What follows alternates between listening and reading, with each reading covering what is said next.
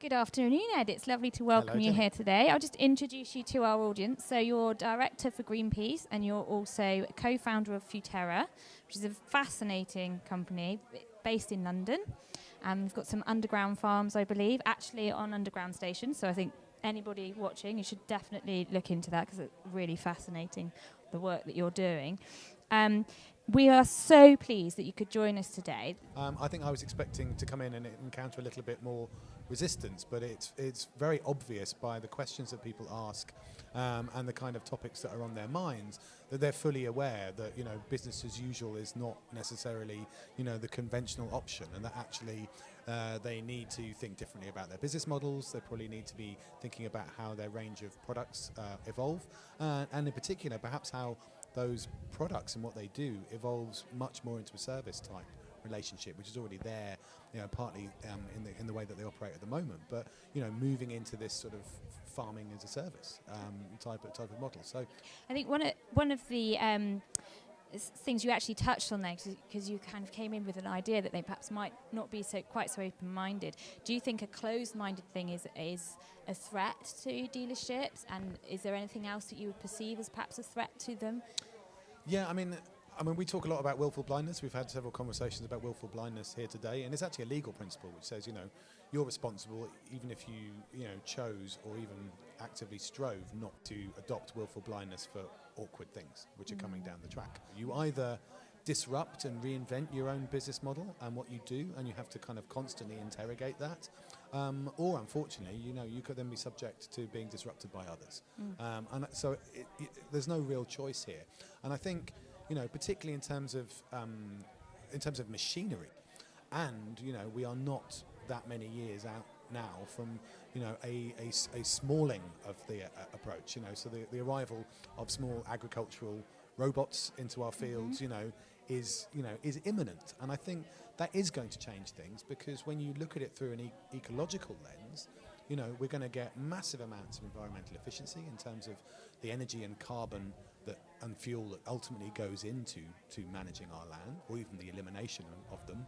We talked earlier about laser weeding, and we'll also be much gentler on the physical environment of the soil and the complex ecological, microbial, fungal ecology of the soil.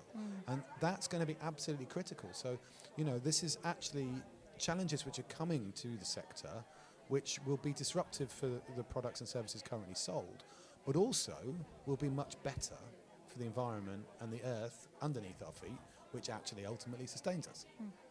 So you touched on sort of the robotics and things like that coming into the fore. Do you think that that's really sort of a big opportunity for our dealerships for the next 30 years? Or is there anything else you perceive that might be something that they should perhaps be looking to invest in or take on board as they go forward?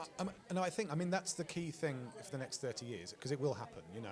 We talked about the extreme range of innovation in the talk this morning, when I think I was talking about the robo-bees, and they still are decades away, because that's a level of sophistication of technology which is incredibly complicated and is at the cutting edge and the limits of our material innovation and our mechanical innovation at the moment.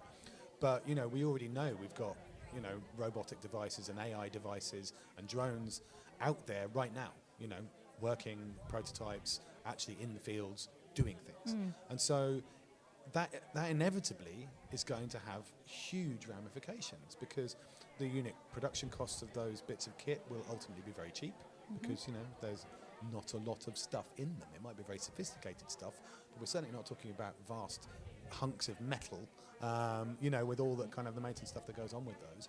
And so if you're not embracing that, then I think you're in that kind of slightly blinkered, slightly deafened type of state, because the world of tomorrow is calling and waving, and we need to prepare for it. Okay, so with that in mind, do you have any final messages for our delegates at Service Dealer and our followers that are watching? Is there anything you think is a key message that they need to think about? Yeah, and we've talked a lot about embodied thinking today, sort of heart, gut and mind, and it's actually, I think, when we ask ourselves a question, is there a better logical, rational way of doing things? And if we think there is, then we're right, you know. And is there a kinder, more compassionate, you know, more sensitive way of managing agricultural land, which is better both for people working on farms and for the family of animals and insects and wildlife that surround those farms? And do we instinctively feel in our gut, you know, that actually we could do better? And all of those things, we're right.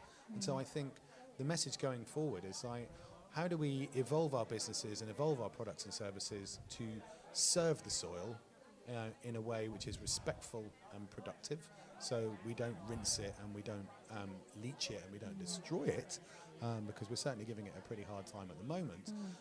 And ultimately, I think that's where our commercial and economic success will also come from. So we're going to end up, hopefully, doing very well by doing good.